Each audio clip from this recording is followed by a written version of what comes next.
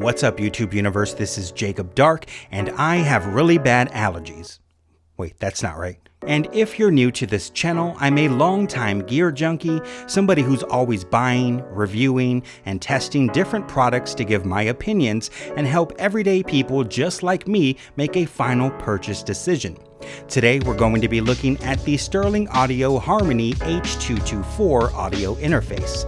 We'll talk specs, do a vocal test, a latency test, see how the drivers perform, and give my final thoughts. So let's not waste any more time and get into today's video.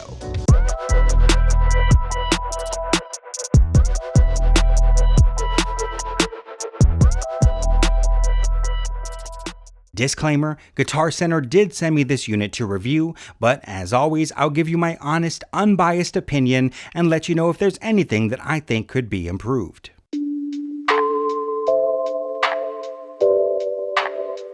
The Sterling Audio H224 is a 24-bit 192K USB-C powered audio interface priced at $179.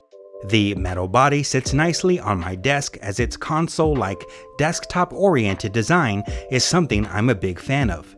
Taking a look at the front, it features two dedicated instrument inputs for your guitars or instruments, and as far as I can remember, is a nice touch as most interfaces I typically review only have one instrument input on the front.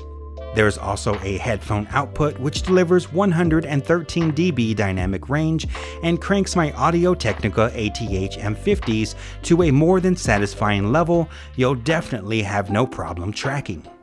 On the top, you'll find your LED meters, which display not only your input levels, but your output levels as well, and are illuminated with the typical green, yellow, and red color scheme. The icons in the center let you know if your device is powered, if phantom power is on, and if your current output source is muted. On the bottom left, you'll find your two mic gain knobs with a pad and high pass filter button underneath, which both illuminate when activated. And on the right, you'll find your direct monitor button, your output select button, and a big knob to control volume. On the back, from left to right, you'll find your USB-C connection, MIDI in and out, two sets of TRS outputs capable of up to 115 dB dynamic range. Yes, two sets, something I hope we continue to see more of as interface connectivity advances, which allows you to not only have more routing options like separate mixes, but allows you to add a second set of monitors, something I wouldn't expect from a sub $200 interface. Now, I'm not too familiar with the NXS converters they chose to use in this unit, but my ears tell me that it's more than capable of delivering a loud, accurate sound so that you can get a better mix. Nobody in this price range is going to be saying, man, I should have got that interface that has 0.001 more dynamic range because that's the reason my mixes aren't translating. Shucks. Moving on, we have your two mic pre-line inputs with 48-volt phantom power switches and mic line buttons. Again, I cannot stress enough how much I'm a fan of having preamps on the back of the unit. I'm a neat freak, and in this age of having a minimalistic setup, having cables running all over your desk, it's just not something I want. The preamps yield an impressive 60 dB of gain, which is comparable to interfaces costing more than twice the price, and even though this entire video is being tracked with my Warm Audio WA87R2 straight into the H224's pre's, let's do a vocal test. So let's talk about something that brings all of us happiness, something that we can all agree upon is a great joy in all of our lives. I'm talking about, you guessed it, Snoop. My miniature pincher, man, come to think of it, it's almost his birthday. Most people know it as Cinco de Mayo, but we call it Cinco de Snoop. He's a really good boy. He listens to sit, stay, down.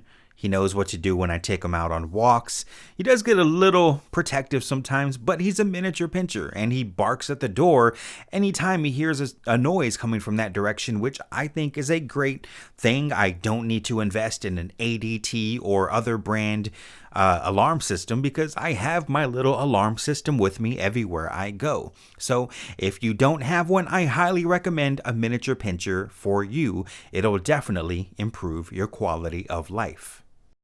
Vocal test done. But how does it work on the software side of things? On my i7-9700 32 gigabytes of RAM Windows 10 PC, flawless. I've had zero pops, clicks, or crashes, and it just works. The control panel is super simple and is really just a clone of the interface, with sample rate being the only thing you can change. And honestly, simplicity is nice. I just want to plug it in, not have to worry about crazy routing options or deal with complicated troubleshooting issues, and in that regard, it's solid and it's a win. And now, as always, let's run that latency test.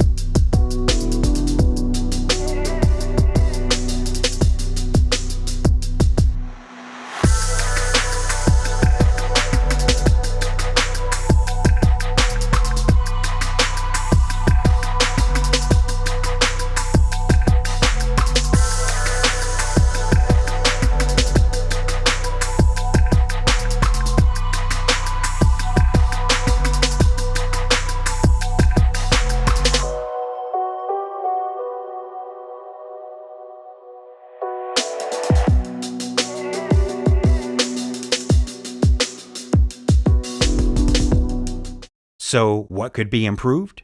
Most of my issues are with the knobs. I wish the mic input knobs were rubber and easier to grip, as I found them to be slick and hard to rotate at times.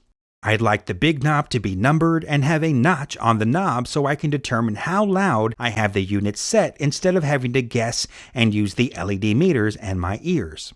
I also found the big knob to have a delayed response when changing the volume. Let me show you what I mean.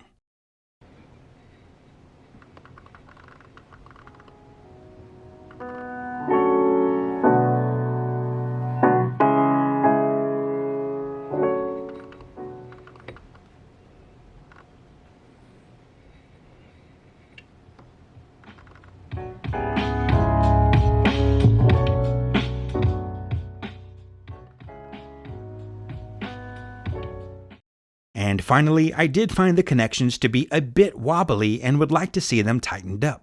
None of that is going to affect how it actually performs, and you'll have no issue getting projects done. Matter of fact, I just wrapped up this entire video with 0 hiccups. For $179, I think it's a solid choice if you're looking to build a starter home studio, and if you're like me, somebody who prefers a clean, minimalistic setup.